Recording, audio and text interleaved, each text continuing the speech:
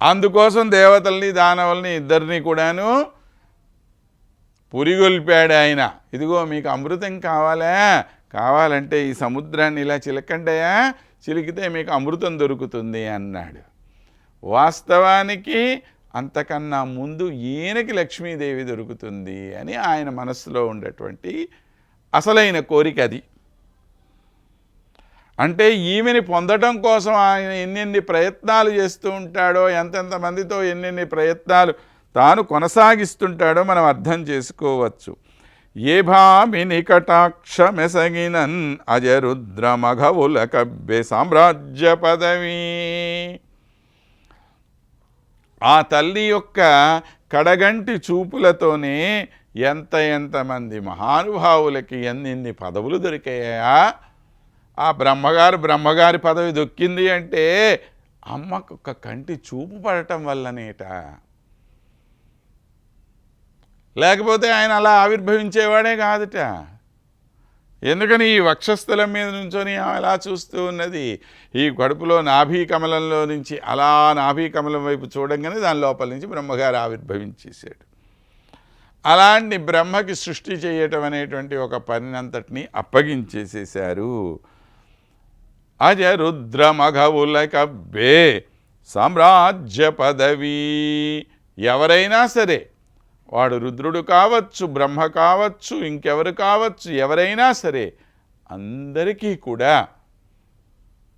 ఒక గొప్పతనం చేకూరేది ఎవరి వల్ల అంటే ఈ లక్ష్మీదేవి యొక్క కటాక్షం వల్లనే అంటున్నాడు. ఏ చకోరే క్షణకు ఏ ప్రొద్దు శ్రీ విష్ణు వక్షస్థలంబు నివాసమయ్యన్. ఏ అమ్మ అయితే నిరంతరము ఆ శ్రీ విష్ణుమూర్తి యొక్క వక్షస్థలం మీద నివసిస్తూ ఉంటుందో, నిత్యానపాయనిగా ఉండి నిరంతరము ఆ భగవానుడితో పాటు ప్రపంచము యొక్క సృష్టి స్థితి లయలన్నింటినీ కూడా పర్యవేక్షిస్తూ ఉంటుందో, పైకి పర్యవేక్షించేది ఈయన, అసలైన హోమ్ మినిస్టర్ ఆమె. లోపల ఆమె చెప్పిన రీతిగా ప్రపంచమంతటినీ కూడాను పరిపాలన చేస్తున్నటువంటి మహానుభావుడు శ్రీమన్నారాయణుడు. కనుక ఏదేవి భజనంబు హితమతి గావింపన్ చెలియించిలేములు తొలగిపోవు. ఏ అమ్మవారిని ప్రార్థన చేస్తే కష్టాలన్నీ దూరం అయిపోతాయో. లక్ష్మీ కటాక్షం ఉంటే చాలదా అండి? మిగిలినవన్నీ కూడా మనకి ఏది అవసరం లేదు. లక్ష్మి అంటే డబ్బు కాదు కదా మనం చెప్పుకున్నాం. లక్ష్మి అంటే గొప్ప ఆరోగ్యం, లక్ష్మి అంటే గొప్ప మానసిక శాంతి, లక్ష్మి అంటే గొప్ప కుటుంబం, లక్ష్మి అంటే గొప్ప బంధు బాంధవులు. వీళ్ళందరూ నీకు లభించారు. ఇంకేం కావాలయ్యా? ప్రపంచంలో కష్టం అనేటువంటిది నీ దగ్గరే ఉంటుందా?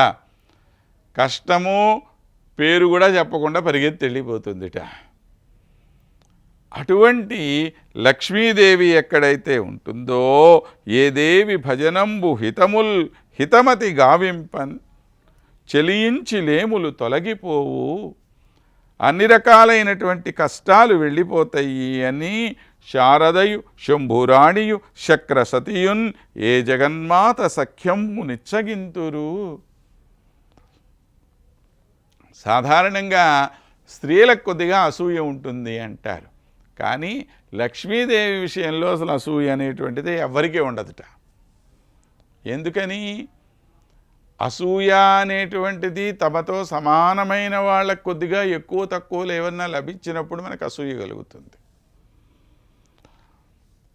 మన ఇంటి పక్కన ఉండేటువంటి వాడు ఎవడికో ఉన్నట్టుండి వాడికి ఒక 100 కోట్ల రూపాయలు 100 కోట్లు లాటరీ దొరికిందో ఇంకోటి దొరికిందో అప్పుడు మనకు అసూయ కలుగుతుంది. ఆల్రెడీ ఎవడికన్నా 1000 కోట్లో 10,000 కోట్లో ఉంది చూడండి, వాడిని చూసి మనమేం అసూయ పడం.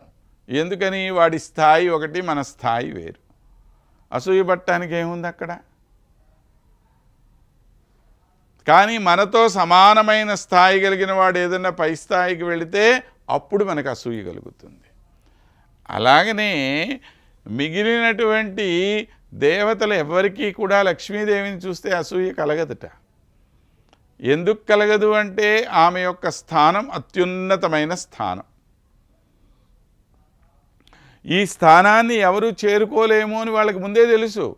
అన్నీ తెలిసిన తర్వాత దానికోసం మనం దిగులు పట్టడం ఏంటండి? ఇంకాను పడాల్సినటువంటి అవసరం ఏమన్నా ఉన్నదా అనంటే ఏమాత్రము అవసరము లేదు.